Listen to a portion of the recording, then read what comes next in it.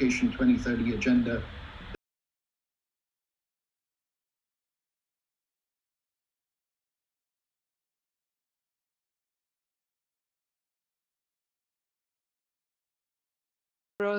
Excellencies, and dear friends, it's really great pleasure for me to be here with you today and have the honor to deliver this keynote speech in a Wise Award event. The Wise Awards are always a bright spot on my calendar, let me say. This year, the prize winners renew my faith in a vibrant future for education, one that is more inclusive, more equitable, more relevant, and more engaging. Having said that, the ingenuity reflected in the winning project reminds me how many talented people and committed organizations are breathing new life into education and getting us somehow closer towards the aspiration of Sustainable Development Goal number 4 and its commitment to leave no one behind. This moment of celebration and optimism is particularly welcome this year. As everyone listening today is aware, we are in the middle of the greatest global disruption to education in history. Progress we have made over decades is revealing, and sadly, the end is not yet in sight. France, where UNESCO is headquartered and where I am addressing you from today, saw more COVID-19 infections this past week than any other point in the pandemic. We are waiting anxiously to listen to President Macron this evening, telling the country and community how measures will be renewed and more severe in the coming days. A curfew is in effect already. More restrictions are expected in the coming days.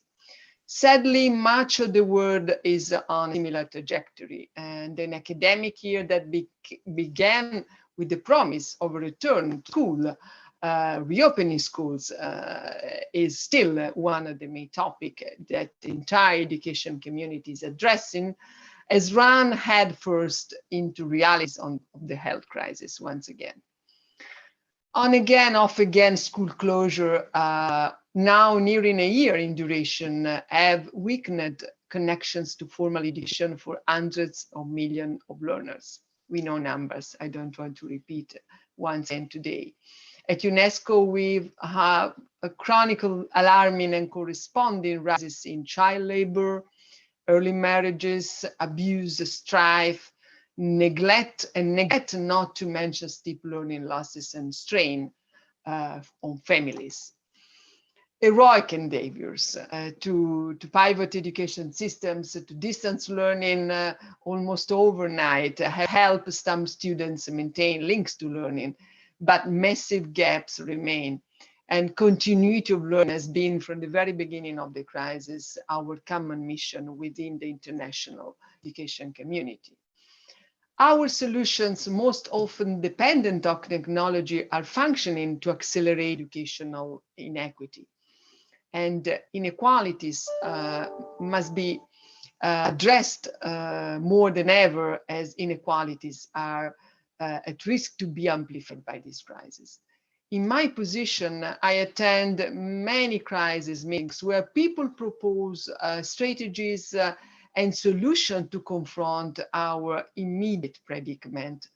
They almost always end with recognition that new, out of the box, so to say, ideas are needed. And there is a growing acceptance that we cannot return to a status quo, to a business as usual model that is so susceptible to future shocks, especially this week, we can say like this. As Wise has rightly pointed out, we need to stop merely reacting to the latest pandemic disruption, and we should rather direct more energy and force to proactively building the future we want for teaching and learning, mindful of our current challenges, but also what lies beyond these challenges. Shocks can invite innovation, can provoke innovation somehow, but they can also narrow our approach. It's a question of the way we address shocks and crises. That is why I so admire, honestly, this year's WISE Prize winners. They keep the big picture in focus, in addition to giving us ideas, new solutions for how to respond to immediate challenges. It's about bringing and bridging the here and now dimension with the near future. Collectively, the programs we'll celebrate today are helping us rethink education, what it is, how it is practices, and who it is for, in order to expand its reach and enlarge its impact, especially for those most likely to be left behind.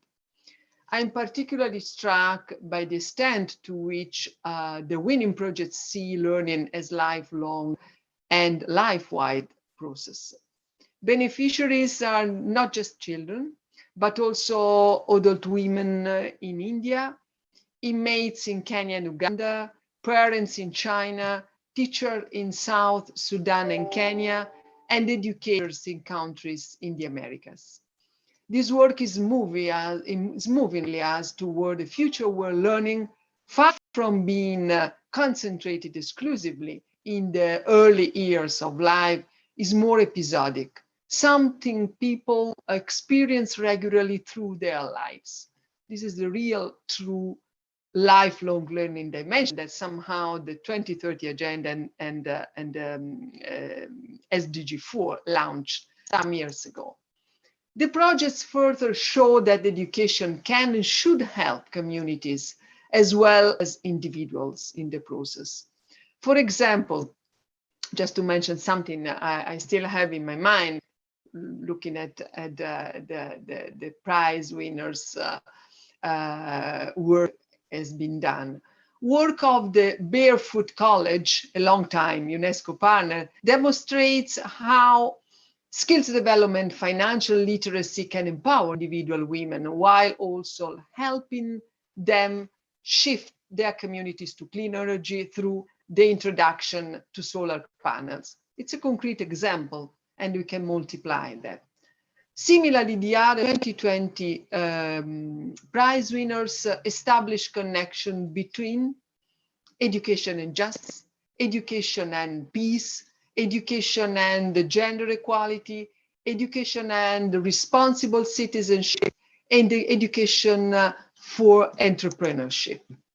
If there is one thing all prize winners understand, it's about looking for a clear red line with cost-cutting all their work, it is that education, on top of being a human right, enabled to pursuit of other rights and goals, including the full slate of the Sustainable Development Goals.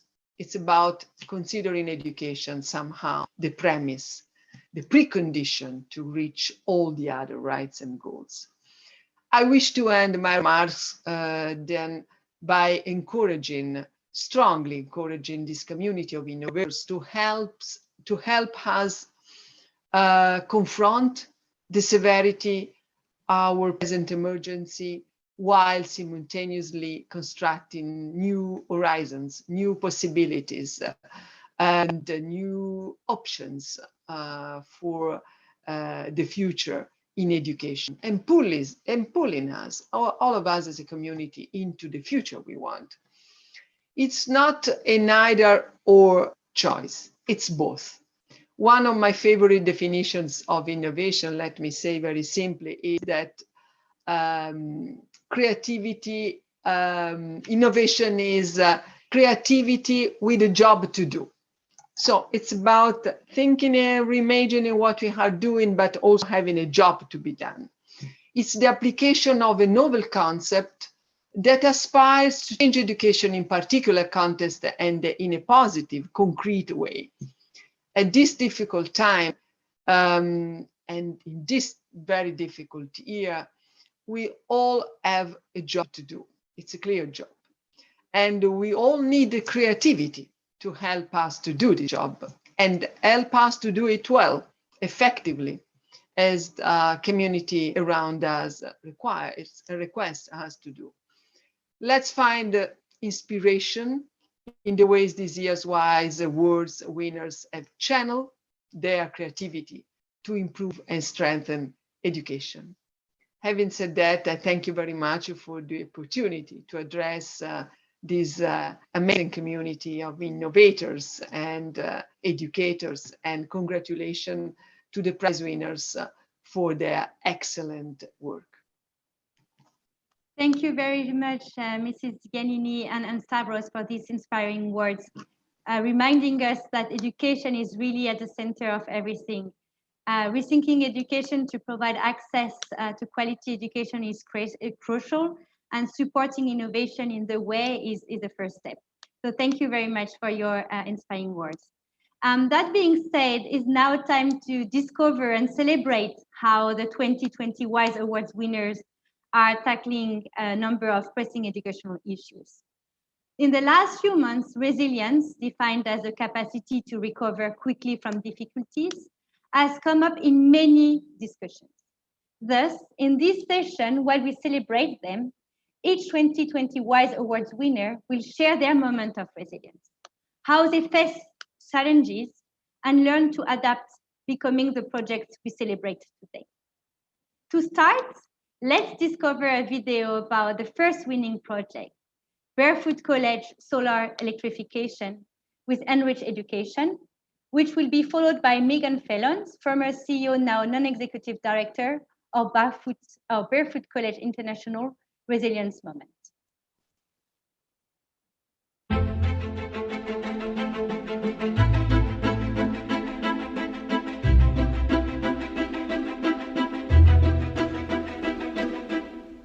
Access to affordable energy worldwide remains unequal across regions. Women disproportionately bear the burden of energy poverty. This prevents them from engaging in other income-generating or educational activities throughout their day. Increasing women's access to electricity can unlock their entrepreneurial capabilities and develop their independence. Barefoot College has transformed the lives of the rurally poor by training disadvantaged women to become solar engineers. They have contributed to the electrification of entire villages. The solar program is only the start of the journey these women take to lead their families and their communities out of poverty. Barefoot College also launched the Enrich program, which pairs with the solar program to provide a holistic education that teaches women additional soft skills, empowering them to better manage their resources and health.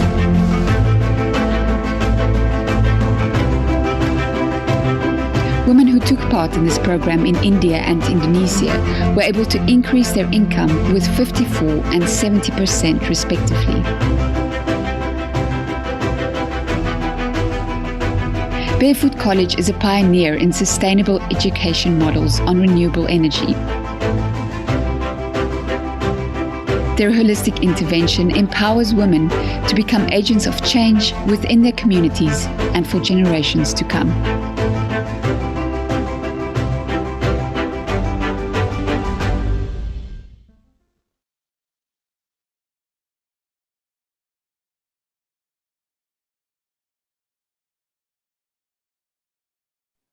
Megan, the floor is yours.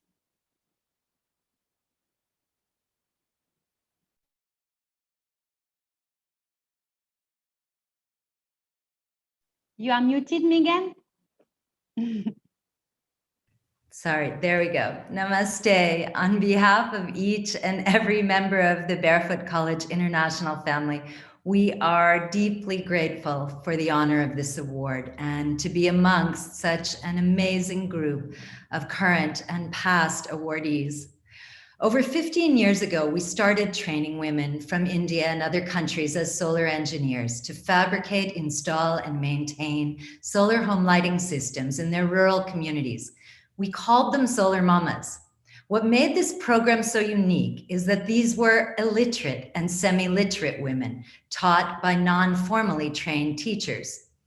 Thousands of women have been able to thousands of women mastered a technology that had previously been reserved only for those formally educated.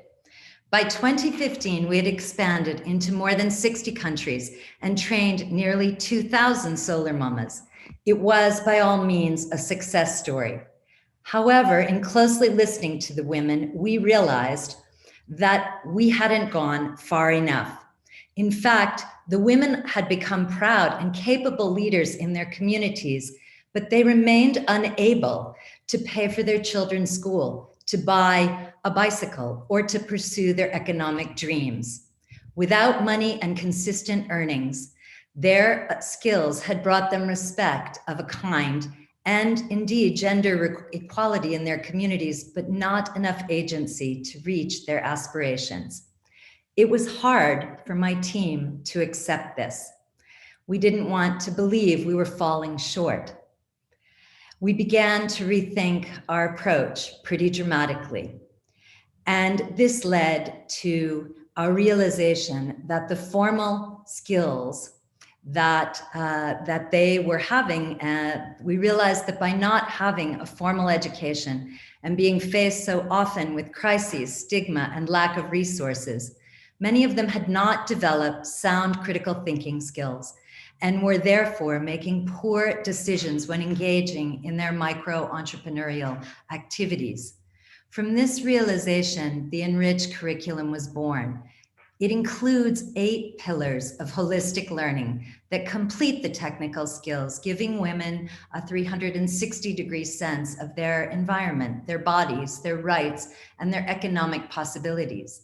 The curriculum itself helps women to recognize the power, knowledge, and potential that they already have while building on local resource structures. Most importantly, the curriculum was co-created with them, because in the process, we have humbly learned that nothing instills dignity in a woman who has previously felt invisible, like really being heard.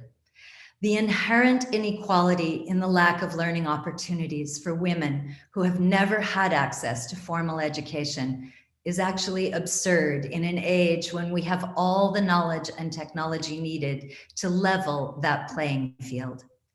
Every woman deserves to learn and to prosper, even if she cannot read or write.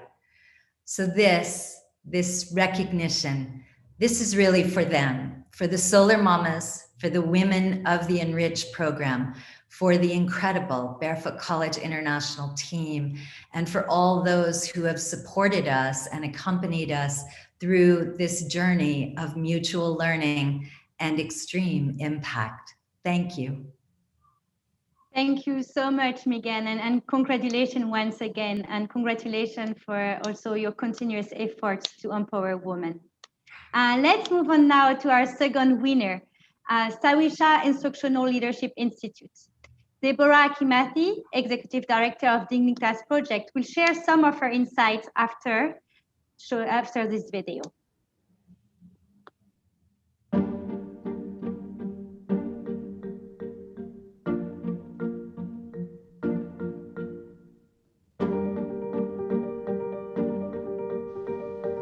Children in marginalized communities in Kenya go to informal community schools that are under-resourced and lack skilled teachers. These schools are often unable to offer quality learning, leading to many children leaving school without the skills they need to thrive and succeed. Sawisha Leadership Institute from Dignitas strengthens community effort and raises the bar for education in marginalized communities through one-year school partnerships that offer training to school leadership teams. Selected schools enroll their head teachers and emerging teacher leaders in the Sawisha Leadership Institute. They then participate in ongoing workshops, communities of practice, classroom-based mentoring, and individual coaching. The program focuses on 3 critical levers for improved learning: instructional leadership, classroom culture, and learner engagement.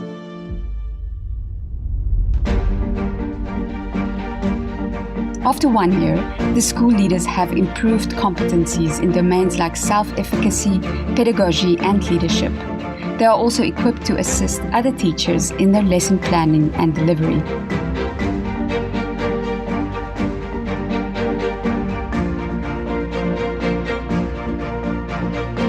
Surprisingly, students benefit most from the improved teaching quality. They get a better chance to develop essential competencies and strength of character to thrive and succeed.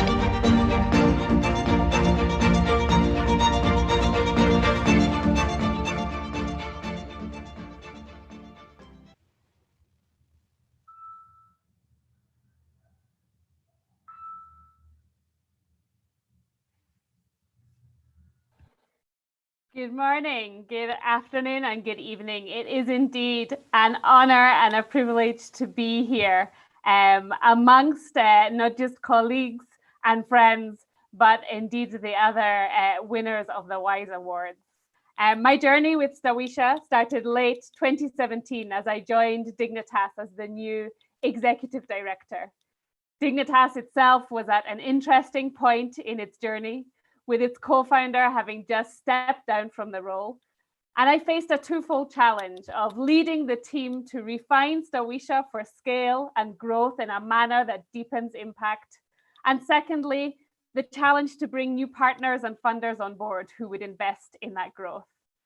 At the time, it was costing us approximately $82 per child per year to implement Stawisha through school partners. And our school support team of 4 were supporting just 21 schools. 2 years later, I'm immensely proud to say that it costs us just $12 per child per year. And we have a team of 6 now supporting 120 schools.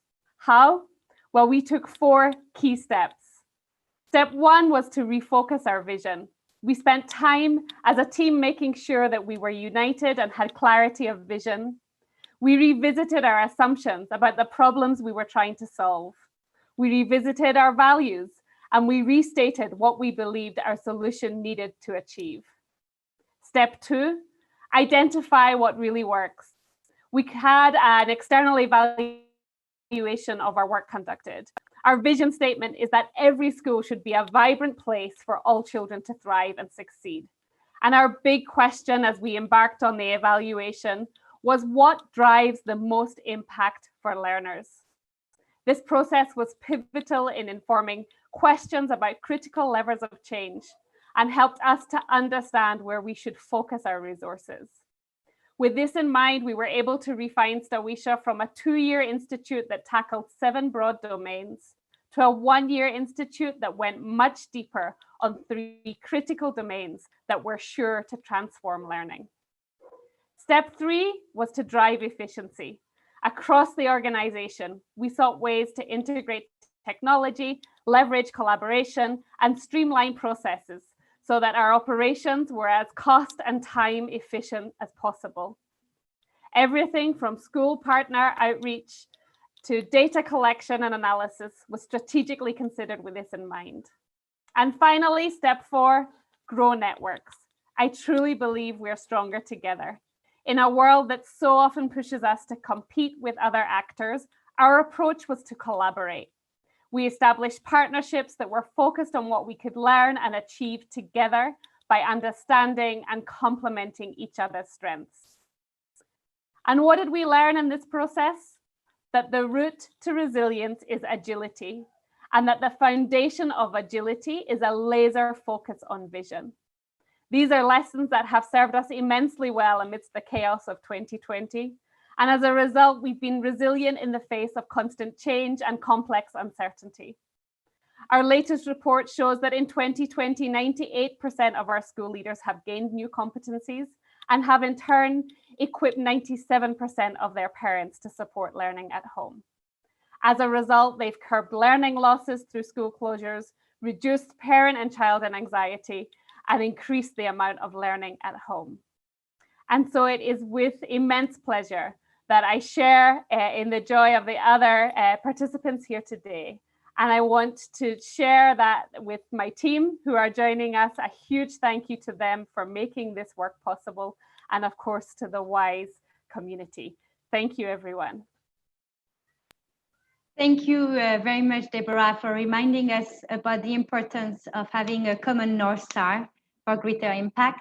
And really, congratulations again. I have the pleasure next to introduce Piloting the Future, represented by Sabrina Peng, founding member and head of board of supervisor of Rupan Modu Foundation. Let's watch together a video about the project before hearing from Sabrina.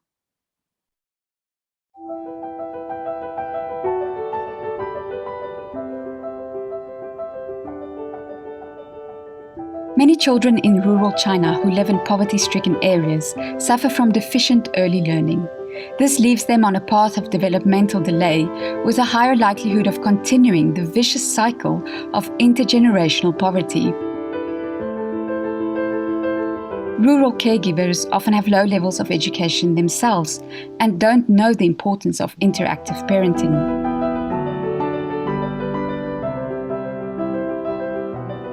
Parenting the Future aims to break this poverty cycle.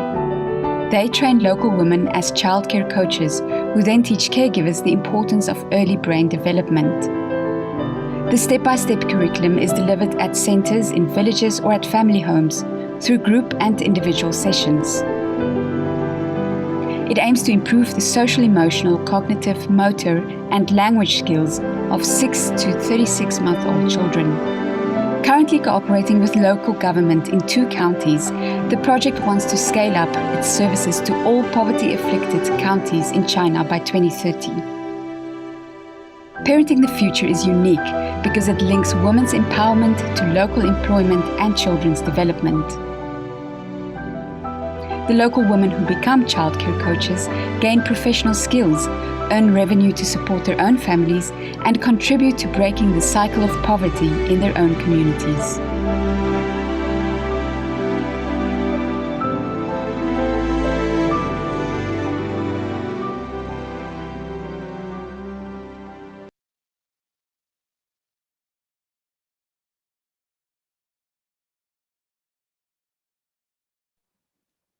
Sabrina, the floor is yours.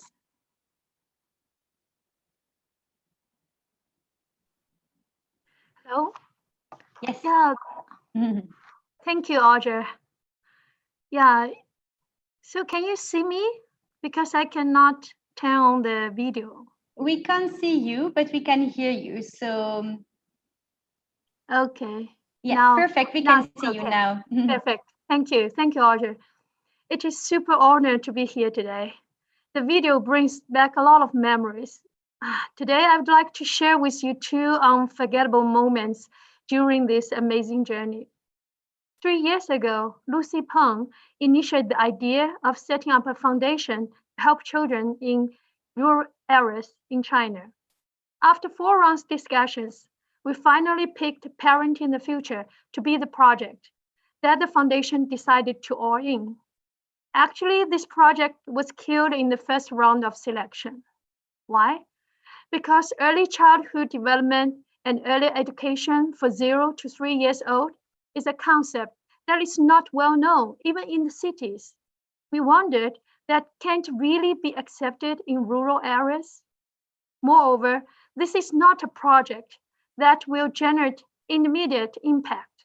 How long will it take for us to see the positive outcomes? More discussions we had, deeper understanding of where do we come from? Where do we want to go? We realized that our original intention of building Rupan Model Foundation is bring the equal opportunity of development for children and break the poverty cycle in rural areas. PTF, Parenting the Future, is a project which can solve the inequality problem from the root. In these following years, we never stopped feeling that we are so lucky to have made this right choice at that time. Although we expected it to be difficult from the beginning, the challenge was even greater than we had imagined. After our team's very hard working for a few months, we finally managed to get 63% of the local households to receive our service regularly. But the coverage could not be higher anymore, no matter how hard we tried. Families in more remote areas could not reach our service center due to lack of public transportation. Our parenting coaches also are kept out of the door when paying home visits because the caregivers just did not trust us. Some of them even thought we were cheats. We also faced the challenge of the safety for our staff. One of our coaches fell from her motorcycle while riding to a village to do home visit along a mountain road. Some of us thought of giving up to reach the last mile because it was easier to replicate this model to other countries and counties to serve more children who also need help. Striving to reach the very last mile costs higher and requires more efforts and resilience. However, our local operation team, I'm so proud of them, they believe one can always find more solutions than problems. We shall leave no one behind, no matter how difficult it is. We shall not create even more inequality. Thankfully, through active participation of local governments, our parenting coaches were well promoted and trusted. We improved the protection plan for our home visit coaches. We also expanded the functions of our digital platform and provided online services. These developments boosted the service rate sharply, and it has since stabilized above 19%. Believing is seeing. Today, 3 years later, the project has made much progress and drawn some attention. However, there are still 18 million children under the age of 3 in China's rural areas. We hope that our efforts and innovations can inspire and attract more people to join us to help these children, because we always know in our hearts that when we believe, we will see. Thank you. Thank you, Sabrina, for this amazing example of resilience, and congratulations again. The next project I would like to introduce is Education for Sharing. Dina Bushbinder, founder of Education for Sharing, will share a resilience moment just after the video.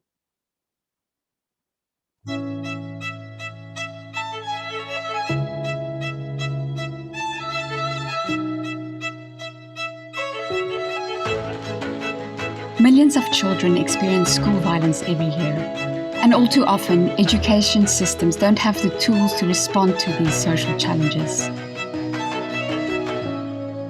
Education for Sharing aims to bridge this gap with play-based learning on issues like social justice, equality, empathy, and responsibility. A lack of training and availability of resources sometimes make teachers feel unequipped to implement play-based learning. But Education for Sharing partners with schools to train teachers on how to use games in fields like sports, arts, and science to impart civic values and raise SDG-related competencies.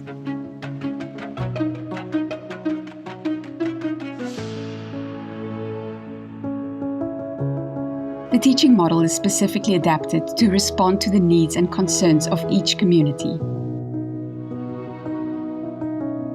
Learning through play generates a safe environment where students can feel uninhibited to share their reflections, concerns, and doubts. This makes them feel important and confident enough to take action and change their daily realities.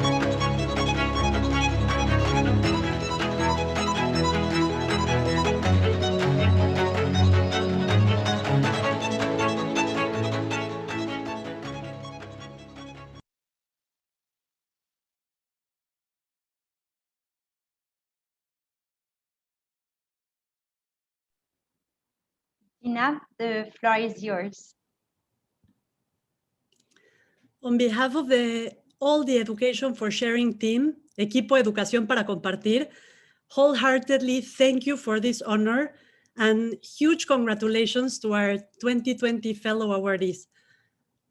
I was born in a country, like most of us, where kids and young people were not used to participate. In fact, 1 in every 5 students stated that they had little to no opportunity to participate. Did you feel useful or valuable when you went to school? I didn't particularly feel useful or valuable during my years of going to school. I didn't even understand why I was going to school. You know, I never liked to sit still at school. When it came to learning, I usually found myself in my element when I was playing and exploring new possibilities. I needed to move and play to connect and learn, but instead I was passively receiving information. Does this ring a bell? What was your experience like going to school? To think that we can change the way we learn at school through play can sound naive or even silly. I know that because 13 years ago, when I said to my peers in university, this was going to be my job, to bring play as a means to learn in the education systems, they would almost laugh at me and say, "Oh, Dina, you're so sweet. So what are you really going to do for work?" I didn't settle for that. I fought for more. I stood up for what I believed in. In fact, this did not only become my real job, it became my life's purpose. I have truly felt useful in this path of an education for sharing. My team and I can tell you 1.3 million stories. Today, I chose one that's very close to my heart, one of the most exciting moments in my life. It was when I heard a 10-year-old girl, Regina, who after going through our methodology, chose as her favorite sustainable development goal, climate action. She said she was going to do a campaign to take care of water in her community. Months after, when kids presented their initiative to their community, she said, "This is the first time in my life I feel useful." Regina realized that she is a change agent, and she learned this by playing. This meant to me there is hope to transform education systems as we know them. One child, one teacher, one parent at a time, leaving no one behind. Education can be rich, exciting, awakening, useful, meaningful. It can activate curiosity and teamwork. It can be a source of inspiration and of understanding why we choose to practice values, to see the agent of change that we all have inside, to be true global citizens in our relationships and our planet. We need to connect with joy to participate, and play, my friends, is a very powerful vehicle to connect with joy. There is no justification for leaving anyone behind. Do you think that Regina's life will be different because she discovered she is useful and valuable for her community and for her world from a young age? What difference would it make if all of us grew up knowing that we have a role to play in this world? Thank you, WISE, for acknowledging the possibility of an education for sharing for all. Thank you very much, Dina, and congrats again also on making education a joyful experience for children. The next presenter, Alexander Maclean, founder of Justice Defender, is also pushing boundaries to provide education to all. Let's first watch a short video about this project.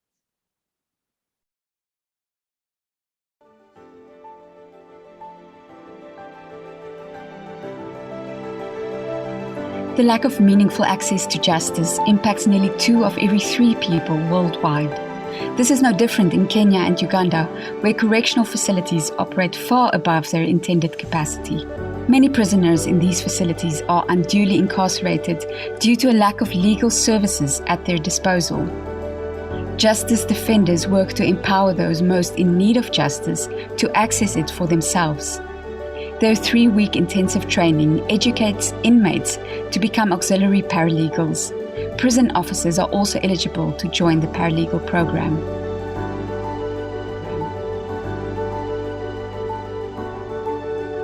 After graduating, these paralegals hold mock hearings to help their fellow inmates prepare for trial and also consult on their cases. Some graduates go on to earn a Bachelor of Laws degree from the University of London through distance learning. Justice Defenders is the only organization to have established a structured program run by inmates to decongest Kenyan and Ugandan prisons. The program restores agency to incarcerated individuals, giving them the confidence to help themselves and their fellow inmates.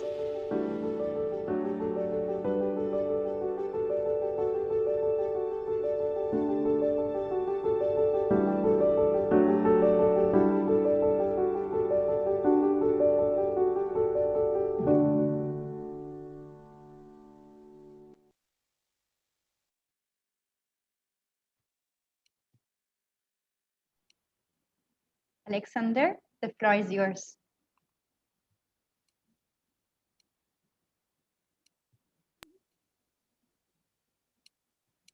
We can't see you or hear you. Hello, everyone. Yes. Justice Defenders defends justice with defenseless communities through legal education, training, and practice. Proximity is core to our work. We believe that certain things can only be seen through eyes that have cried. Our community of prisoners, prison officers, lawyers, judges, academics, and allies shares life and breaks bread with each other. My wife, children, and I started this year living in Kenya and considered it a privilege as a family to spend time in prison and with those from prison. In March, the COVID pandemic caused the doors of the prisons we work in to be locked shut.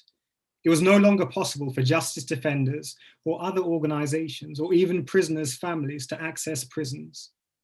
As a result of government restrictions, as a foreigner, I wasn't allowed back into Kenya to join my family after traveling overseas. COVID has created many possibilities for disconnect, for retreat, literally into our own bubbles. And yet, it's in times of crisis that we need each other more than ever before, especially those in our most vulnerable communities, including people in prison. Outside of prison, many of us, including women like my wife, Hannah, who was 6 months pregnant when I got locked out of Kenya, also felt exposed. Having worked all my life in prisons, my understanding of our common humanity is that we're always invited to reach out to each other, to build bridges, to only connect. As justice defenders, we knew that it was more important in COVID than ever before to show up in the prison communities we are part of. Technology allowed us to deliver paralegal training and University of London law classes to prisoners and prison officers remotely for the first time. Our COVID response included establishing a fines fund, which paid for the release of more than 100 minor offenders, including pregnant women and mothers in prison with their children, who were imprisoned for being too poor to pay fines. To help keep the wheels of justice turning, we facilitated online court sessions for thousands of prisoners. In results just released, we saw a 90% pass rate for our University of London law exams this summer, with 4 prison-based students securing first-class marks and another 4 completing their law degrees in the midst of COVID. 2020 has highlighted global inequality and the fact that we're not all equally protected by and accountable to the law. We each have a chance now to ask, what kind of world do we want to live in post-COVID, and what part will we play in building it? As for my family, my wife and children were able to leave Kenya before international flights were stopped. A series of generous friends offered us places to live in London. We learned something of what it means to live open-handed, and we were gifted with a healthy son, Elliot. On behalf of all my brothers and sisters at Justice Defenders, I'm delighted to receive this award and to invite you to find opportunities to create unlikely allies. As much as life's hurdles, including a pandemic, might strip away many of the things we hold dear, the investment we make in educating ourselves and others and loving each other can never be taken away. Thank you, Alexander, for those very inspiring words and for really pushing boundaries. Congratulations again. Last but not least, I would like us to celebrate Think Equal and its founder, Leslie Udwin.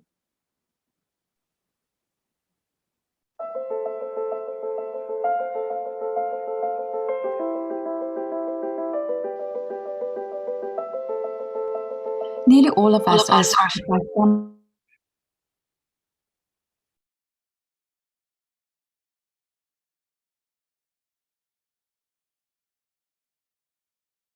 scientists. The neuroplasticity of the developing brain at ages 3 to 6 presents an optimal window for modifying behaviors and attitudes. Think Equal wants to break the cycle of negative stereotypes and prejudice and give children the foundation for positive and pro-social attitudes in later life by putting social and emotional learning at the core of early years education. This also helps to promote well-being and combat future mental health issues.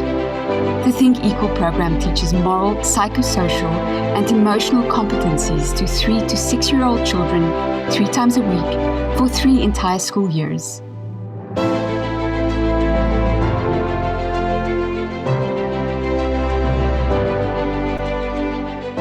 Children are engaged by narrative picture books that open on exciting worlds, celebrating diversity of people and stories from all over the globe.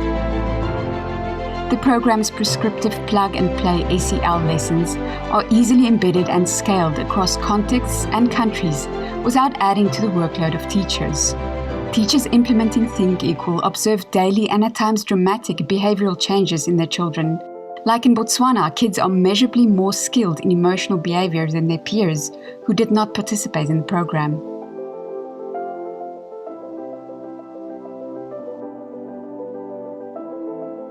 More than 77,000 children across 6 continents and 14 countries have benefited so far from Think Equal resources, training, and support.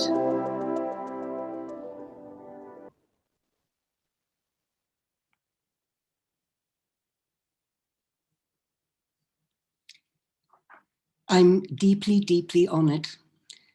And this award is given to the entire team of Think Equal.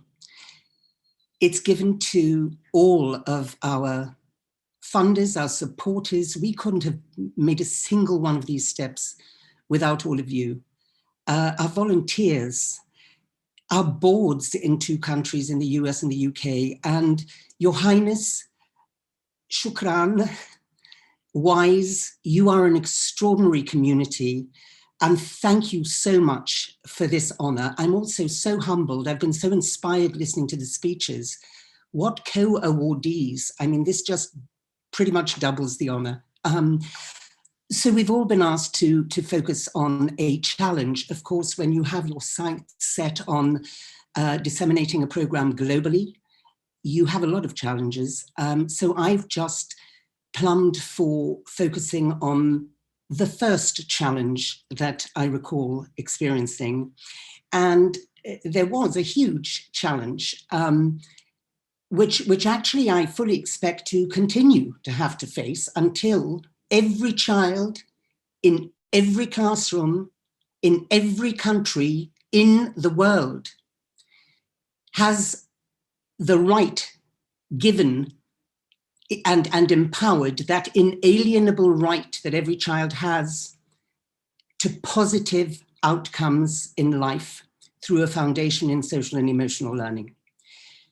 And that challenge is this, that the most important subject in the world, social and emotional learning, which nurtures our children to be inclusive, loving, kind, gender and racially equal, empathetic, responsible global citizens who value one another and our common home, the earth. That subject is missing from the outmoded education system that we are expected to make do with.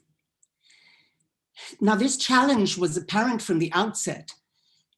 How do we achieve implementation of a program?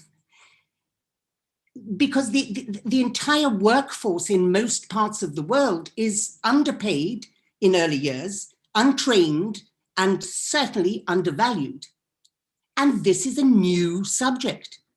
So how on earth could we overnight hope to get teachers to learn how to teach social emotional competencies, to curate the materials, or even just to understand, to take just one of the 25 competencies we teach, critical thinking, to understand what this even means, let alone how to teach it.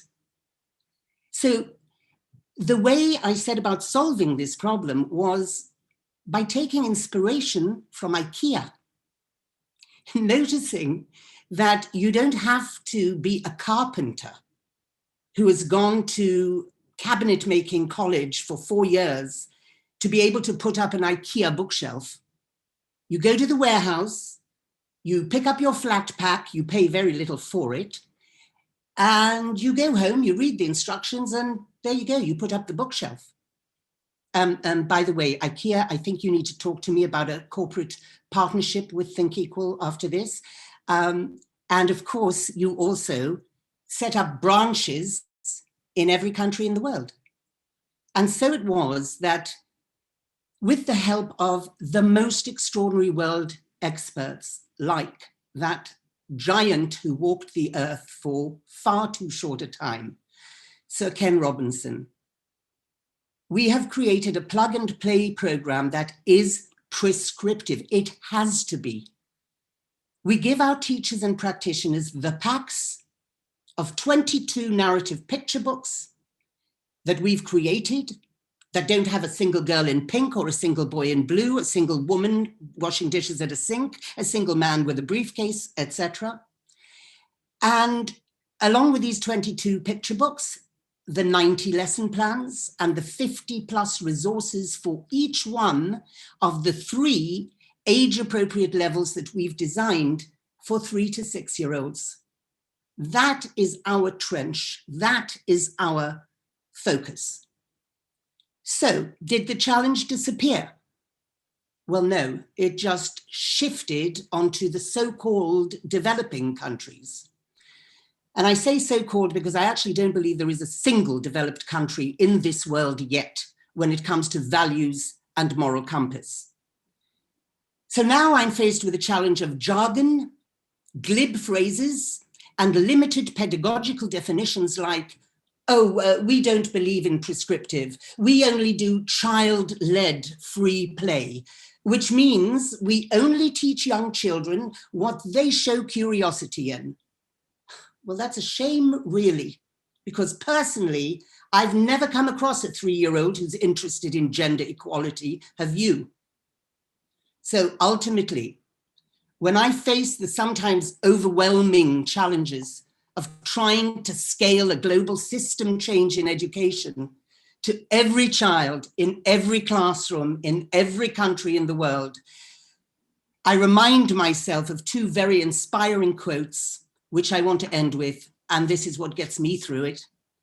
Nelson Mandela, who said, "No human being is born hating another because of the color of his skin, his religion, or any other factor. A child has to be taught to hate. And if he can learn to hate, he can be taught to love." And Martin Luther King, who said, "The ultimate measure of a man is not where he stands in moments of comfort and convenience, but where he stands at moments of challenge and controversy." Now, of course, had both of these extraordinary men been taught Think Equal as children, they would not have confined their beautiful and eloquent quotes to he, his, and man. Thank you. Thank you very much, Leslie, and thank you for sharing those very inspiring quotes and your journey also to bring social emotional learning to all. And congratulations once again to all the 2020 WISE Awards winners. We will now move on to the trophy ceremony. And for that, I would like to invite my colleague, Sana El Salabi, in charge of the WISE Awards, to join me to hand over the trophies. I know even if the winners won't hear you, yes, I invite you to cheer them on from wherever you are. They really deserve it. So really, cheer them on, and I will start the trophy ceremony with Barefoot College Solar Electrification with Enriched Education. Megan and Sana.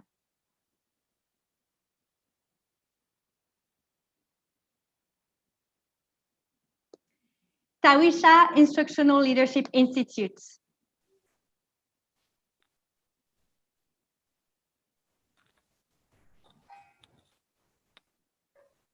Parenting the Future.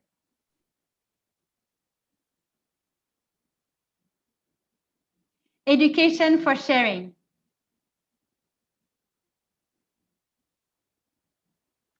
Justice Defenders.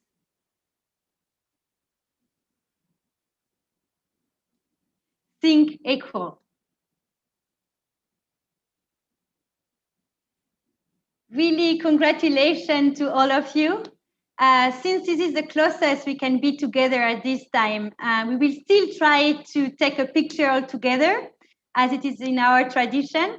And for that, I will also invite Stavros Yanuka to join us for the picture, and ask all of you to show to your camera the trophy.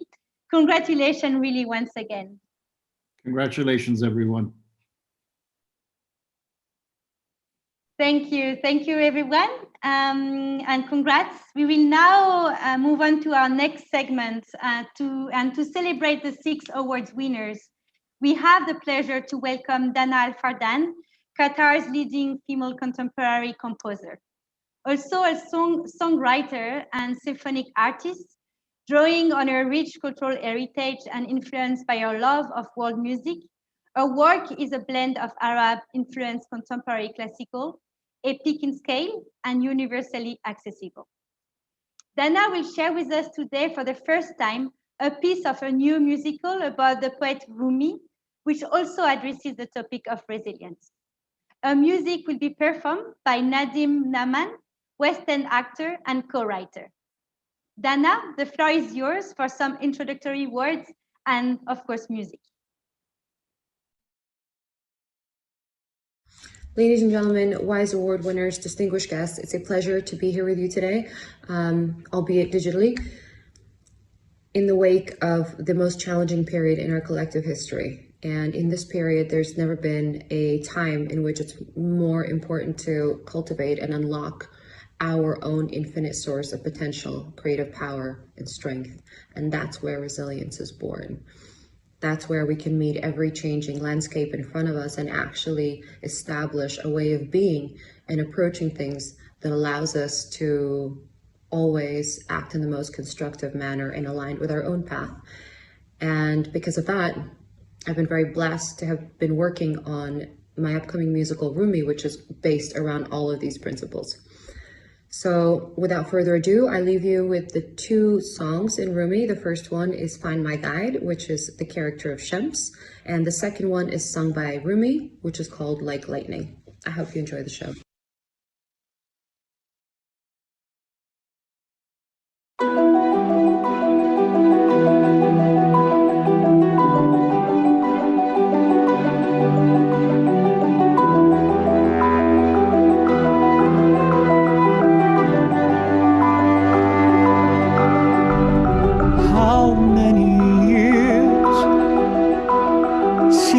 My true companion, from Damascus to Baghdad, my search goes on.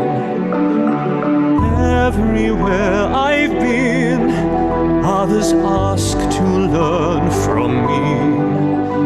My name proceeds my presence, but I'm the one in need to find my guide, find the mirror to my soul. I know what patience means, to look upon the thorns, yet to see the rose in bloom, to gaze into the night and feel the light of dawn, to feel the fullest moon illuminate the night, yet understand it wanes, it remains but out of sight. I'll find my guide, find the mirror to my soul, stay patient in seeking only light. I'll find my guide. We will build a path as one, my teacher in seeking only light. Only within another's heart may our scars be truly healed. Only within another's love is the face of God revealed.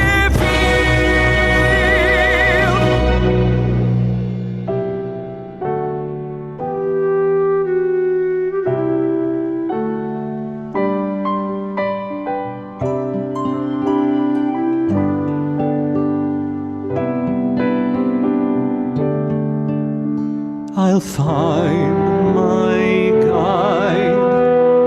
We will build a path as one, my teacher by my side. Show me where he is.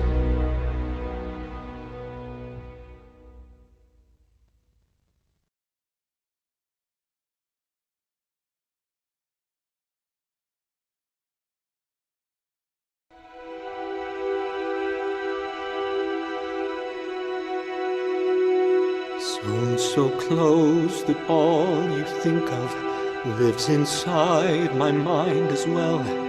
This is proof of life, you're here, and now your soul with mine can dwell. This is no ordinary friendship. We are merged, transcending time. I will share with you the secrets. We'll dispel the day we die. Like lightning, I'm accustomed to flying. Like lightning, this beauty has no language and no words. Like lightning, I'm accustomed to flying. Like lightning, it makes no difference whether we win or lose. Sometimes a path reveals a promise. Greater forces lie in wait. A life spent fighting off the darkness so that light might take its place. A world once crammed inside a fortress. How it tied our hearts in chains. Now my fears will fall before me as the sun reveals its face. Like lightning, I'm accustomed to flying. Like lightning, this beauty has no language and no words. Like lightning, I'm accustomed to flying. Like lightning, it makes no difference whether we win or lose. Sit with us in a circle of the dead, where a hand of dirt says I was once a head of hair. Another says I was once a bag of bones. You say nothing. You say nothing. Like lightning, I'm accustomed to flying. Like lightning, this beauty has no language and no words. Like lightning, I'm accustomed to flying. Like lightning, it makes no difference whether we win or lose. It makes no difference whether we win or lose.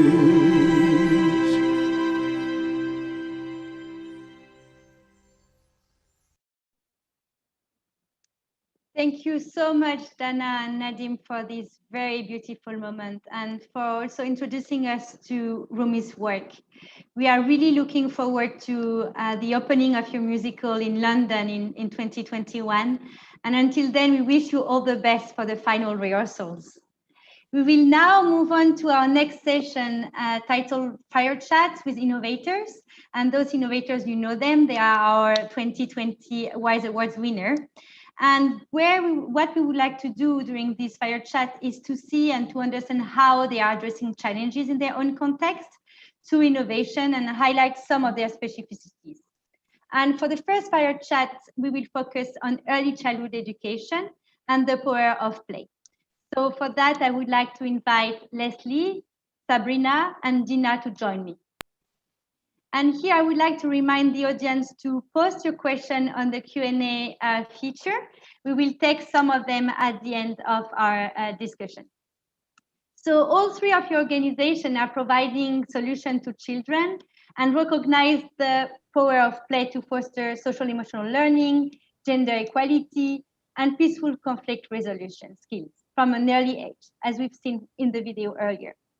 So let me start with you, Leslie. How can we make social emotional learning a subject as important as literacy and numeracy to the eye of the general public? And so that it's taught at a young age everywhere. But also, how can teachers be involved in the process? Well, I think the answer to that is we simply need to take steps, active steps. I cannot overemphasize how important this is. As a world, we tend to take comfort in making frameworks, making plans, measuring from this side and that side, having conferences, discussing. And we have to take active steps because the work itself speaks for itself.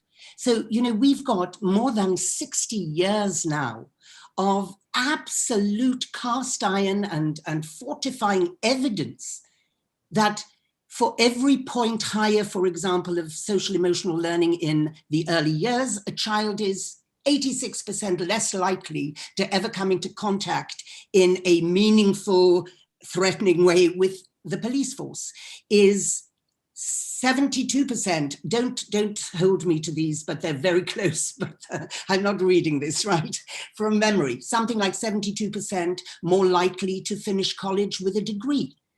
I mean, we know all this, we've known it for years, and all of our WISE declarations, our Human Rights Declaration, our Convention on the Rights of the Child, they all talk about this. They all say education must be directed to the whole personality of the child. We just, for some reason, have blindly been sleepwalking through this and haven't done it. So how can we do it? By doing it. I know that sounds ridiculously obvious, but you know, every classroom that we implement Think Equal in, and we are now in more than 3,000 classrooms around 14 countries. We're about to add 15,000 classrooms in Rajasthan. We're about to add 2,350 classrooms in the entire Eastern Cape province in South Africa, working with the government. Now, how do we get there? We get there because we do pilot programs.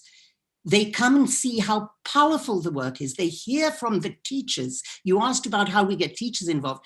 The teachers are everything here. They are the conduit. And, you know, we are blessed. I'll say something a tad controversial. That's always interesting. We are blessed that 99% of the teachers in the early years are women. And we're blessed by that. Why? Because everyone is programmed. Until everyone learns to think equal, until the mindset is changed by this program and programs like it, we will continue to be, you know, prejudiced, discriminating in our mindset, have negative outcomes in our lives. And so the bottom line is that these teachers, these women are programmed to nurture. And when they get the tools in their hands that have been put together by the brilliant minds in this field, I mean, they cry with gratitude, and then within a few months, they're seeing major transformations in their children. You don't need more than that. They tell teachers they know, those teachers, the parents tell each other, have you got that amazing, the ruler program? You know, have you got that mood meter thing that put it up on your wall? It's amazing. And that's how it grows. That's how we'll get it done, by doing it. Thank you very much, Leslie. And I will come back to you a bit later, but I just want also to hear from Sabrina, because Sabrina, you've been able to scale also your early childhood intervention to a couple of countries in China through public-private partnership, and that's a very strong component there. So what can other innovators learn from your model to scale early childhood interventions? Thank you. So Parenting the Future is an effort involving many important partners, including the Executive Leadership Training Center of the National Health Commission, the Center of Experimental Economics in Education and the Shanxi Normal University, and the local governments, organizations, and business leaders. So you can see it's a lot of people that work from different experts together. So we benefit a lot from that. Not just us just stand alone fighting for this. We all take ownership of this. So that's very important for us to support the project. Kupan Model Foundation is the coordinator and facilitator. The public-private partnership provides local governments more ownership, which has been critical for assuring PTF's efficiency, efficacy, and sustainability. So I went to the counties, the first county, we had the whole county experiment there.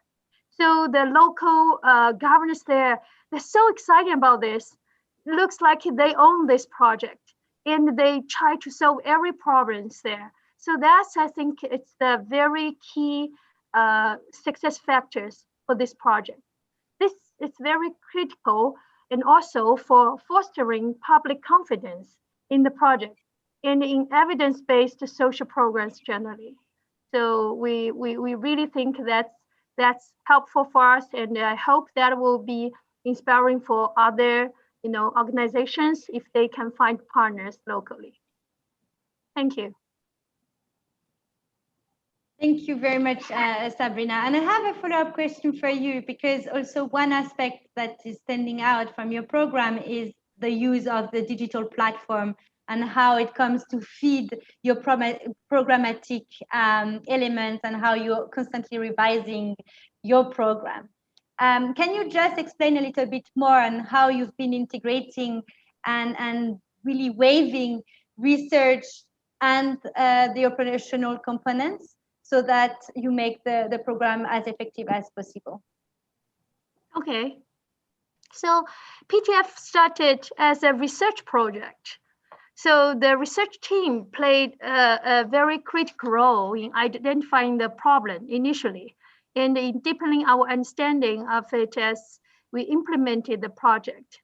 So maybe you remembered, I just mentioned our partners, they have their education at Shanxi Normal University. So the professor there, they had a great team. So we just based on the research project, then we built the even bigger project. So that's very important for us. And the digitalization actually can like the gene of us, because the founders of this foundation, we are all from internet industry. So the first day we came up with this idea, we think, so anything the data technology, can really improve, the project. So that's the gene in our blood. So really, we believe digitalization can improve the research efficiency. For example, during an evaluation research, we found that doing an average amount of 2.7 times on home visits intervention every month can effectively improve the children's development.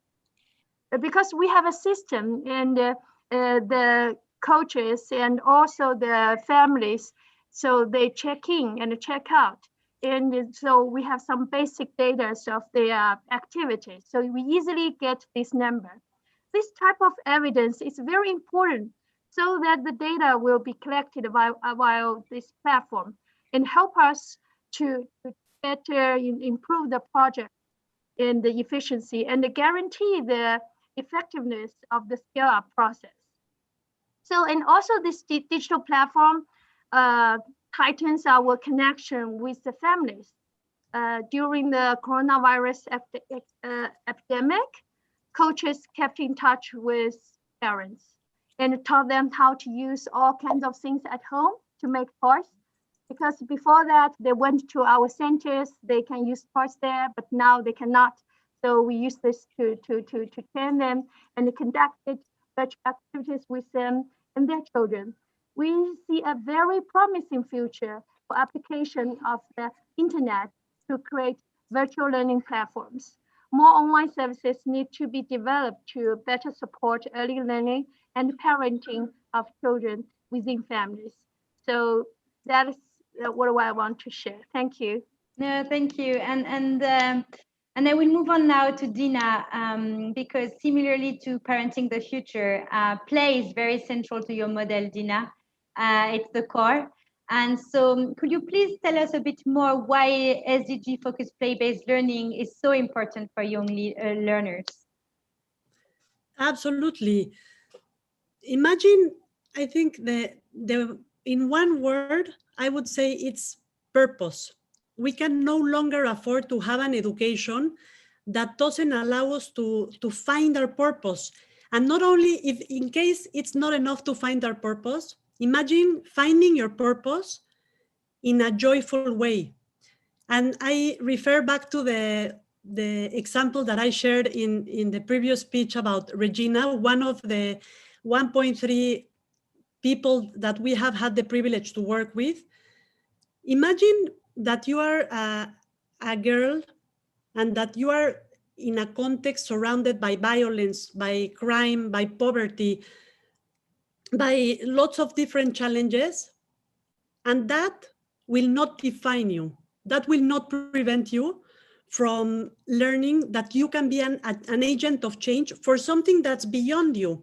These sustainable development goals sound like very abstract and faraway concepts. And guess what? We translate them into very tangible actions that we can learn about and address through play. So play just happens to be, in our experience, the most powerful vehicle to really touch hearts. It's not enough to train minds and to educate minds. We need to reach to the deepest fibers. And that is really something that play does. So we invite children and teachers and parents to really go and reach develop all these competencies that are so well known, no? The collaboration, a critical thinking, a systemic thinking for sustainability. And the Sustainable Development Goals are something that children, parents, and teachers that we have been so honored to work with all these years can not only tell you what they can tell you what they are doing to address them. And they didn't learn this through fear or threat. They learn this by playing, by having an experience that informs them why do they care. So this is the main thing for an education of the present and of the future. We need to understand why we care and learn that in a human way. Thank you. And just briefly to all of you, I have a follow-up question. Play has been really put at the forefront during the COVID pandemic and about its importance, and also the importance of social emotional learning. So what is in really 30 seconds, what is your hope for the future of education, and how do you see it? Do you see play and cell and early childhood education scaled in the future? We can start with you, Dina. Well, my hope for the future is that all teachers and parents and children use play, reflect, and take action methodology and approach to learn math or any other subject in a fun way, and at the same time address climate change and come from a platform of very strong civic values. That will make a change. Thank you. Sabrina, over to you. What is your hope? My hope is the 18 million children in China under 3 years old. They really in rural areas, they really can face the equal opportunity, and no one can left behind, and start from day one. Yeah, that's my hope.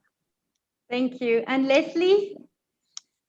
My hope is that as many classrooms as possible and policymakers and governments as possible will start implementing programs like Think Equal, which are the answer to the mental health crises that our children are facing right now. They need it now. They need the emotional literacy. They need the emotional self-regulation, the problem solving, the critical thinking that we teach. But my ultimate hope is that social and emotional learning, the missing third dimension to education, should be brought front and center as the core purpose of early childhood education. How can we honestly deem numeracy and literacy to be compulsory in a world where we have computers and spell checks and learning how to value another human being is optional? Learning how to have healthy relationships is optional or worse, arbitrary. This can't be the case. It needs to be compulsory. Belize, shout out to Belize. Belize is making it compulsory. Think Equal for every 3 to 6 year old child. We're starting to train the teachers in November. I'm hopeful, I'm optimistic. Thank you, Leslie, and thank you, Dina and Sabrina. I share your hope, and hopefully WISE will also offer you a platform to foster collaboration, because as you can see, you have so many common interests and also hope. I'll invite now Thana to join me to moderate the second fire chat, and this one will focus on adult learning and community engagement. She will be joined by Deborah, Alexander, and Megan. Thanks, Audrey. I'm really glad to have this opportunity to talk to 3 amazing organizations and representatives from 3 amazing organizations that serve marginalized communities and offer adults educational tools that help their agency and their community. All 3 of you redefine how lifelong learning takes place by ensuring you take into consideration the communities that your learners come from and embedded in. I'd love to start off by asking you, Megan, how do you accommodate different community needs when training the women that you've selected for your solar and enriched programs? And what are the community level impacts from having created the solar mamas, as you call them? Sure. You know, our model really starts with trust, and trust that happens on multiple levels in multiple ways. And we have really learned that by approaching things in a decentralized and in a very bespoke manner, a community by community, listening and trusting in the voice of the community, that's really where we learn how to do our job for those communities. And so I think that's really where it starts, is with the woman, with the community. We work in a really entrepreneurial way that allows us to assess the kind of challenges that each community is facing on the ground, be those climate, be those marginalization for some particular reason, or even things to do with extreme conflict and migration issues. And so the women come to us from all over the world with all different challenges. And so how do you bring them onto a level playing field where they each can feel equally invested in and equally valued, and also that their voices in their own languages and their own cultures are heard and understood? So of course, we really stumbled on technology about 6 years ago, when nobody thought, why would Barefoot College need technology? Happily, we had a partner in Apple that listened to us and understood why all of the beautiful technologies which we'd been developing suddenly had an application to bring women together, to cross language and literacy barriers, to create curriculums that were interactive and were voice activated, highly visual in their content. And that just really unlocked our ability to almost immediately bring women not only into high technology skill training, but also into a digital technology current state where they felt empowered not only by their ability to use technology and construct it, but to actually have it allow them to talk and learn from the woman who was staying next to them. So the impacts of this program on the ground in communities have been extraordinary, and they range from everything from obviously better health, because people are not breathing in toxic bad fumes anymore because they now have access to renewable energy, but also some pretty substantive impacts on children's education. The amount of hours children read in the evening is directly determined by their access to good quality light. And when we're talking about lighting up a whole household of 5, 6, or 8 people, you're talking about then unlocking that opportunity to read and do schoolwork for all the children in the household. In fact, to do economic work for even men and women in the evening when their children are in bed. So it has a really deeply transformational effect on that level. And then, of course, there are issues of security. Security dramatically goes up in communities where light is able to be offered. And then, of course, there is the gender component, which happens when the least likely woman in the poorest community, who everybody has written off, arrives home to be able to install this amazing technology into the whole community. Everything changes about what young girls think women are capable of, and everything changes about what boys understand women are capable of. There's nothing quite like seeing a solar mama standing on the roof, putting a solar panel up there, and 5 young men at the bottom of the ladder looking at her with wide eyes. They can't quite believe she's actually doing that. And I think in one way, this practical transition and transformation for people from one belief system to another belief system is very powerful and is really the one that's sustainable and lasts.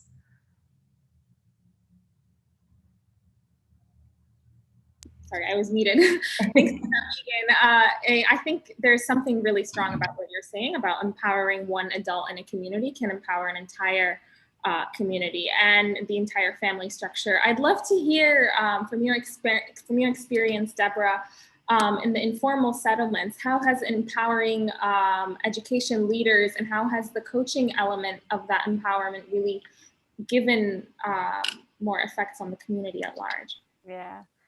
Thanks, Benna. And it's interesting. We often call coaching our secret sauce, our magic ingredient. And I think we've all, I'm sure almost everybody on this call, you go for a training workshop, a professional development workshop, you get a great lecture or some engaging activities, maybe a beautiful handout, you take it home, it sits on your desk.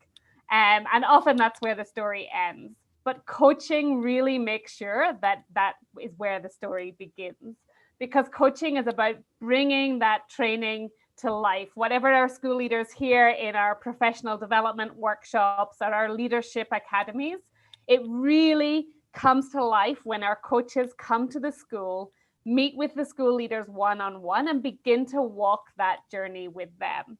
That's in walking that journey where the school leader is able to set goals, to achieve certain things in their classrooms or with their teachers. It's where they're really able to reflect and understand what specific mindsets or competencies they need to work on to be able to improve their entire school. And that coaching relationship is built really importantly on empathy.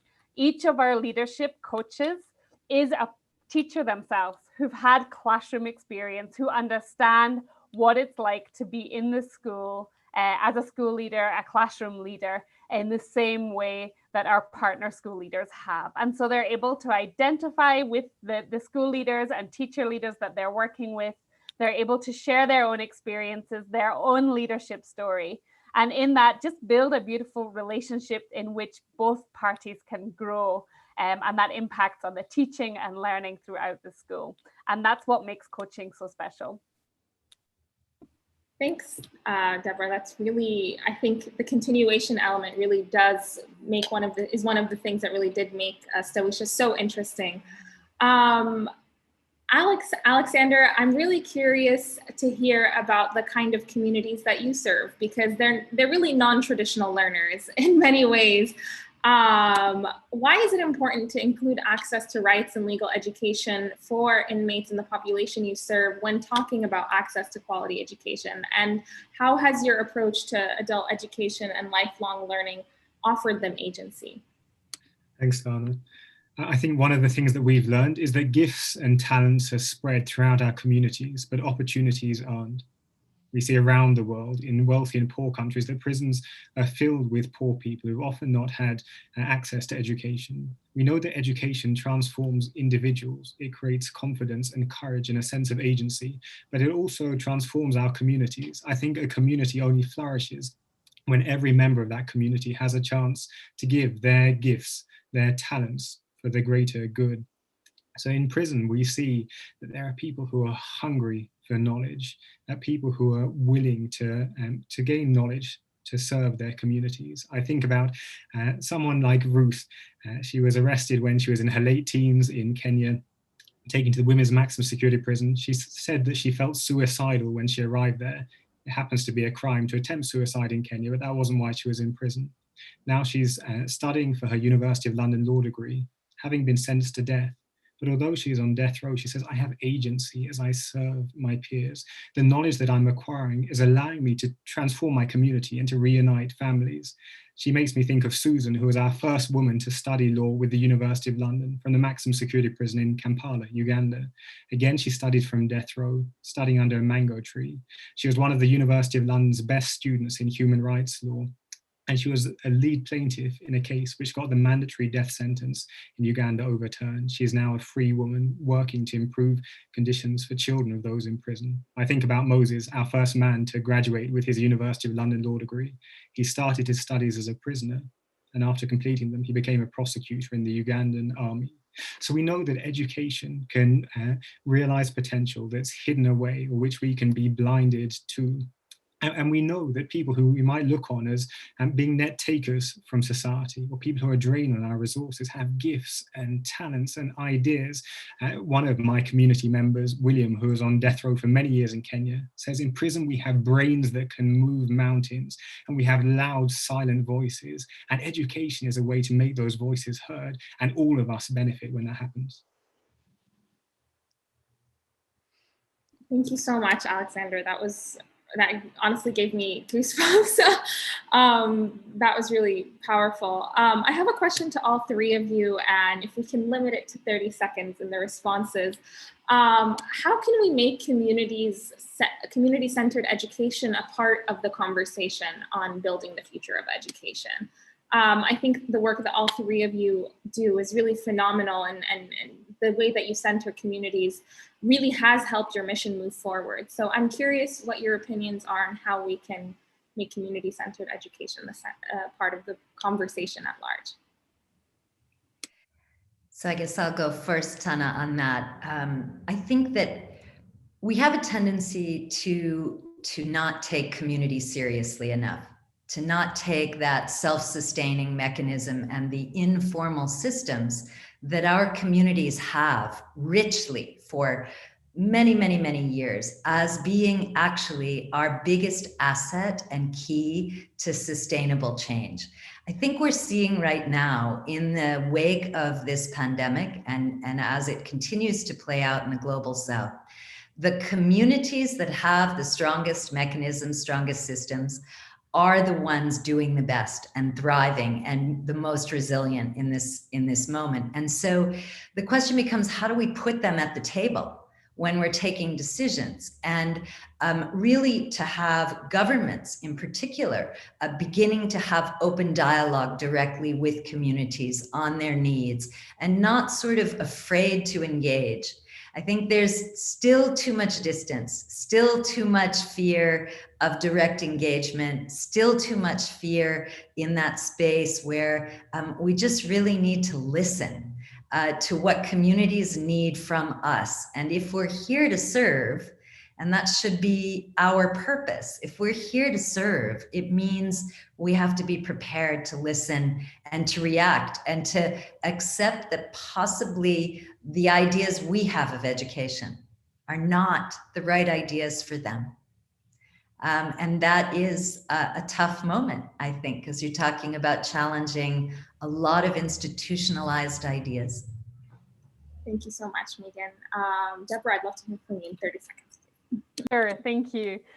I mean, I think just building on what Megan has shared, Dignitas has been founded on this belief that the answers are in our communities, and the people we need to transform those communities are there. For Dignitas, it's the school leaders. They're there. They're already passionate about solving the challenges in their community. They're already passionate about meeting the needs of the children in those communities. And what they need is for us to see them, for us to equip them where we can come alongside them, for us to help build their sense of agency, and to really be the ones behind them and beside them as they pursue whatever goal it is they have for the community. And I think then our question becomes, how do we come along beside and behind them? How do we equip? How do we support? How do we collaborate so that their vision, often for the children that we want to serve, is met and realized? Thanks so much, Deborah. Alexander, I'd love to hear from you. I think when it comes to thinking about who we offer education to, we should be slow to judge and quick to love, not to blinker ourselves. I think about Nelson Mandela, who studied law with the University of London whilst in prison in South Africa. I think that in the most unexpected places, there are gifted people. We've seen it in prison, but we're asking, what does it look like to go upstream? In prison, we work with refugees and homeless people, those who've lived in slums, or sex workers. And we're asking now, how do we go to refugee camps and to brothels and to homeless shelters to find the bright legal minds there? And our posture shouldn't be that when we go to marginalized communities, we're doing them a favor by offering education, because actually they can transform our lives. They can discover new ways of doing things. We see with the University of London, people in prison are getting some of their highest marks. And so let us consider it a privilege to invite those who are on the margins of our society into our programs, knowing that they'll transform our programs and us as we go. Thank you, Megan. Thank you. Thank you, Tana, Alexander, Megan, and Deborah. Thank you very much. And we've heard how instilling the right type of skills for an early age is crucial, and that is a continuing process. Also, thank you very much for reminding us about the transformational power of education and the importance of involving communities along the way. So thank you very much for all your great work to all of you. We will now move on to the last part of today, and it will consist in an intergenerational dialogue between two innovators. On one hand, the 2017 Wise Prize for Education laureate, Patrick Awa, and on the other end, one of the 2020 Wise Emerging Leaders Fellow, Juan David Aristizabal. Again, Sana, the floor is yours, and welcome Patrick and Juan. Thanks, Audrey. And welcome Juan David and Patrick. It's nice to have you on this panel. Just a quick introduction for our audience about the topic. As universities and colleges have shifted the way they offer their classes during the pandemic, young students are questioning the necessity of brick and mortar universities for their success, especially when costs and access to higher ed institutions remain high. With COVID becoming a reality throughout this year, the African University Association has signaled that very few universities across sub-Saharan Africa were prepared to offer content for their students online. Patrick, I'd love to hear from you, based on your experience with HSE. How can higher ed institutions innovate and provide learning for more students despite the digital divide exacerbated by COVID? Well, I can share our experience at HSE, especially with the digital divide. You know, we have a very diverse student body. And so as you can imagine, we had students who lived in many different circumstances. And actually, when we think about the digital divide now, especially as it pertains to learning online, we think about more than just technology, which is very interesting. We didn't expect that. So we, of course, thought about how do we get bandwidth to students in remote areas? How do we make sure they all have laptops so they can engage learning online? Those are the things that you normally think about when you think about access to online learning. But what we found was that there's this other set of problems, right? So if somebody, for example, lives in a small hut, or a small cabin shack with a family of 10, and that person is having to take a class online, how do they do it? There's just so many distractions around them, right? If somebody is living in an environment where because they're home, they suddenly have household chores, like going to fetch water at the river, how do you make sure that they have access to online content? So it turns out that there's this other set of social issues that we had to address. We had to help some of our students move to different circumstances where they could have a quiet space to study. We had to engage with parents to give students time to learn. It's a very broad spectrum of things that we had to do to move online beyond having the systems at the university and beyond getting technology and data to our students. Thanks for sharing that. I think it's a really valuable experience that many of our audience can probably relate to on different levels. And even through these issues, some universities have decided to move to a more blended model, or to a model that where some courses are online and some courses are in person. That kind of leaves the issue of which skills are they getting on campus and which skills are they getting online or offline. And to dig deeper into the issue, I'd love to ask Juan, what are the values and skills necessary to kind of live in today's experience and today's environment? You call yourself a talent manager of young people. So what are the skills and talents that you're looking to manage in young people? Thank you, Tana. It's a pleasure to be here with you and with Patrick. For sure, young professionals struggle to upskill and reskill and remain relevant in the economy that we have right now. And that's why our program, as you said, we are talent managers, because we try to help them to achieve their goals. So we create boot camps, we give them the loans so they can access to education. But at the end, always is a discussion about doers or thinkers. And sometimes the education is between that. If we have to explain and to try to have these kind of skills where they think better about what is happening in the world. But sometimes teachers or parents, they said, I want to have my kid to be a doer. So sometimes that kind of division doesn't help to improve the skills of our young people, because I think there is no debate between thinkers and doers. We have to be both. We have to think, we have to really create in our mind what is ahead of us, but also we have to create the skills and the abilities to make the change happen. That's why I think both are so necessary, to have these kind of people that they respond to the problems, they know what kind of solution is better, but also they know how to work in teams, they have a creativity, they have the creativity to solve them. So I think if I have to divide the two main skills or the two mindsets that we need with young people, is thinkers and doers. And why is that? Is because part of the problem of young people around the world, in Latin America, in Europe, in the States, in Asia, it's employment.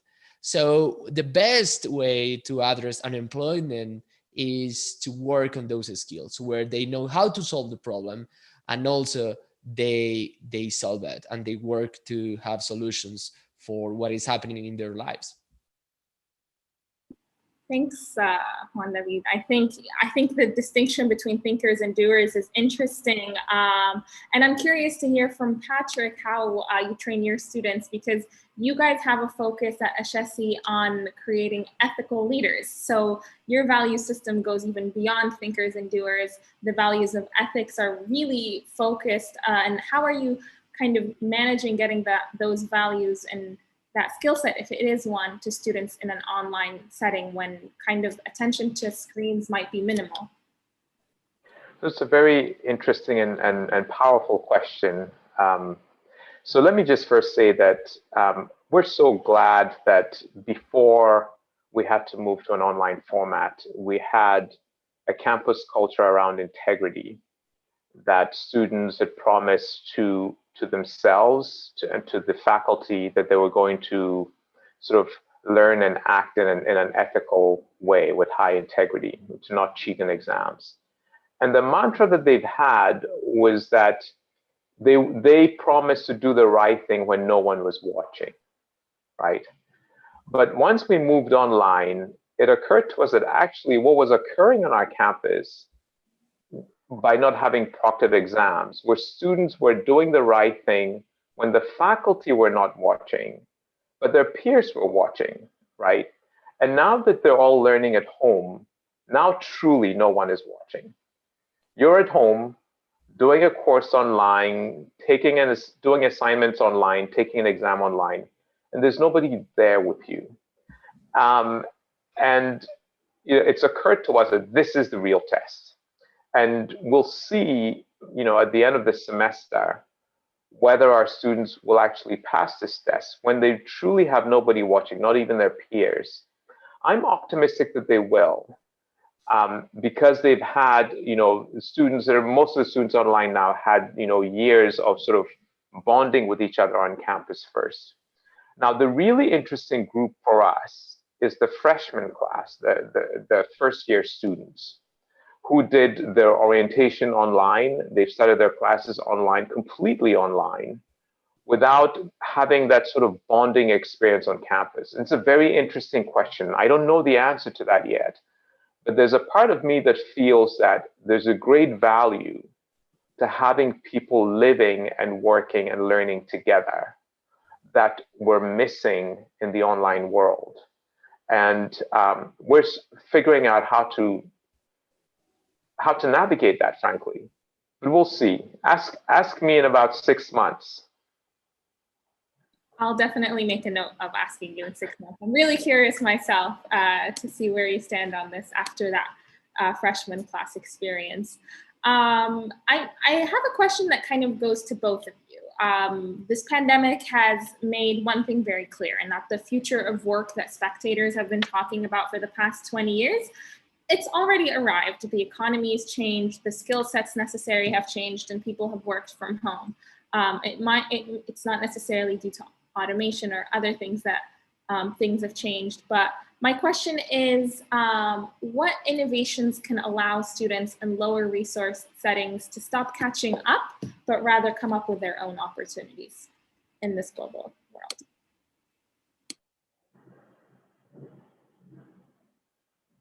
So I'll go first.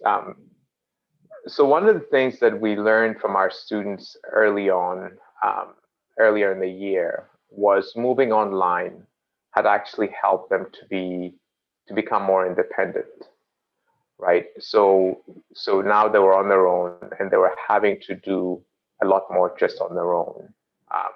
And this is a positive thing.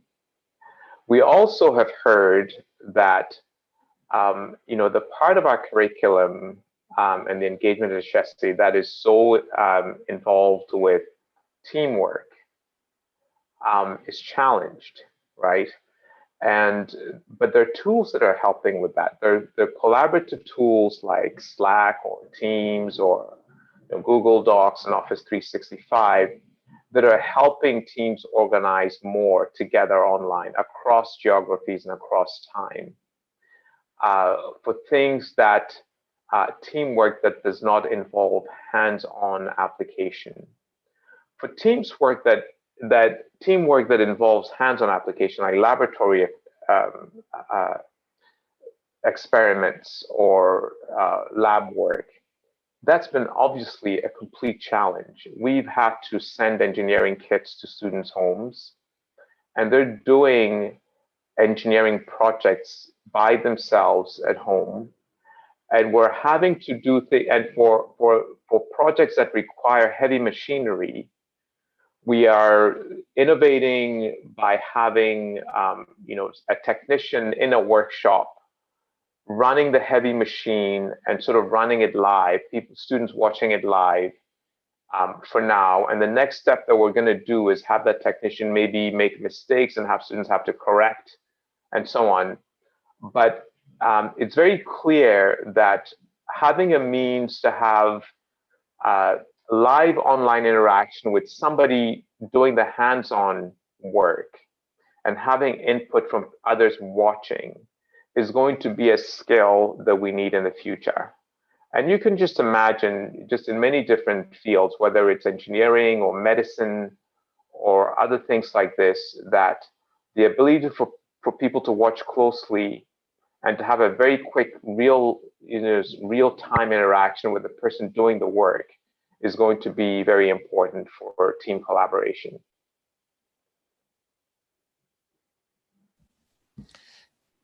Yes, and I think one of the discoveries that we have seen with our students is their entrepreneurial mindset, is how they solve problems in their own community using the technology that they have. And this is very important because what we are seeing is, for example, communities in rural areas, what they are doing is to create a community to push the public agenda so they have better internet or better access to computers in their own community. So there is a lot of leadership there. So when you help your students to improve their own entrepreneurial mindset, they will achieve these kind of actions where they push the agenda to have better tools to create the education environment for them. Second, I think radio and television is going to be very important in the future. And that is very weird from someone in my generation talking about radio or TV. Because when I talk with my students, when they talk about television, they think about YouTube or they think about computers. They don't think on a big machine. But what you see in so many families in Latin America and in the world is they spend a lot of time watching television, the regular television. There are a lot of hours watching television, the regular television.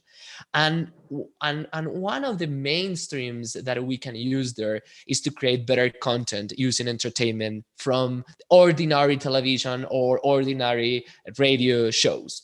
And I think sometimes what happens with us, that we are involved in education, sometimes we don't talk to media and we don't engage with media to create content to the old media platforms.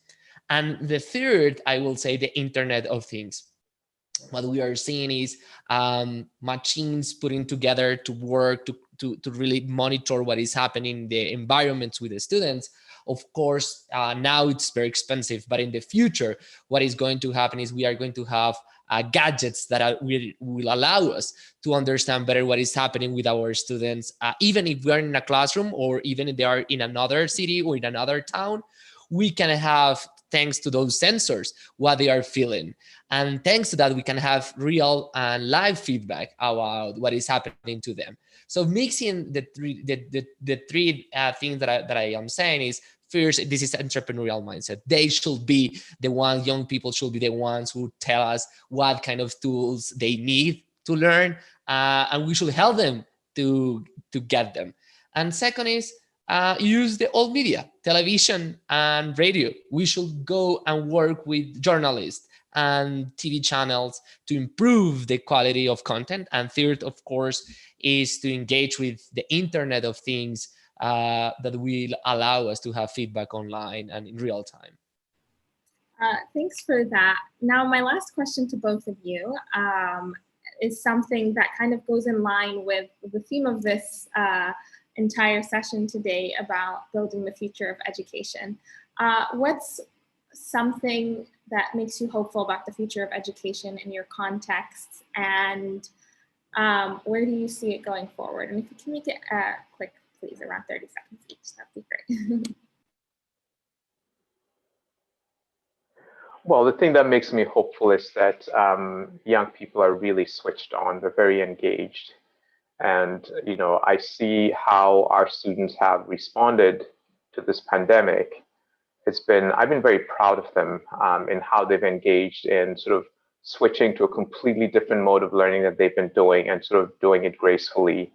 But also even in cases of difficulty. For example, today, our Nigerian students are back home and they have protests going on in their country. They remain very connected with their colleagues here in Ghana, and we see Ghanaian students engaged with them, students from Cameroon, DRC. And it's just been really interesting to watch how very well bonded these young people are. Even as they've sort of gone back to their countries, they're supporting each other and still getting their normal work done. So that gives me a lot of hope that there's just this incredible scope for people to adapt whatever the circumstances are and work towards making the world a better place. Yes, and I think the world is getting older, at least here in Latin America. What is happening is getting older. So we are seeing people older than 65, and I see future there. And why? Is because we can change the way that we understand education if we start training and educating people older than 65 and engage them with communities and participating more in what is happening, is happening in society. I think we are going to have the best of society ever. Young people and older people working together and educating themselves is going to help us to create a social capital for a new generation that wants to have prosperity and employment around the world. Thank you so much, Juan David and Patrick. I've learned so much from your valuable experiences, and I've been really interested about what you've mentioned about creating future-ready, resilient learners, and I'm sure the audience was as well. Thank you, Patrick. Thank you, Juan David, and Audrey, the floor is yours. Thank you. It's a pleasure. Yeah, thank you for such a rich conversation, and I invite all of you to continue it online. It has been very informative, very inspiring to spend those last 2 hours with you. So thank you very much to all our speakers for being with us and sharing your wise words. Before I leave the floor to Stavros and Yuka for some closing remarks, I would like to thank all the team that has been working behind the scenes on the awards this year, from the selection to the due diligence to putting this event together. And I would like to address a special thanks to Thana. The floor is yours, Stavros. Thanks, Audrey, and my own thanks to Patrick, Juan David, and Thana for being part of today's celebration of the WISE Awards. Special thanks also to Dana Al-Fardan and Nadim Naman for allowing us the privilege of previewing two very moving and inspiring compositions. Thank you also to the whole of the WISE team, our pre-jury and jury, for all the work they did to help us get from over 600 applications to our 6 winners. And of course, again, many congratulations to the recipients of the 2020 WISE Awards. The awards is WISE's oldest and arguably most popular program, having just completed its 12th cycle. Our 6 winners have amply demonstrated why that is the case. You are really an inspiration to us all. Now at WISE, we recognize that in order to keep the world's promise of quality education for all, we still have much work to do. And so, as has been our practice for the past several years, I want to end my remarks, end this evening's event by announcing that applications for the 2021 WISE Awards are now open. Thank you everyone for being with us tonight. There's a short video and we're going to wrap up. Are you working on an education project that is transforming people's lives? Is it benefiting your community? Is it a model that can inspire others? Each year, the WISE Awards celebrate 6 groundbreaking education projects for their excellence and share them with the world. Apply for the 2021 WISE Awards. WISE, an initiative of Qatar Foundation.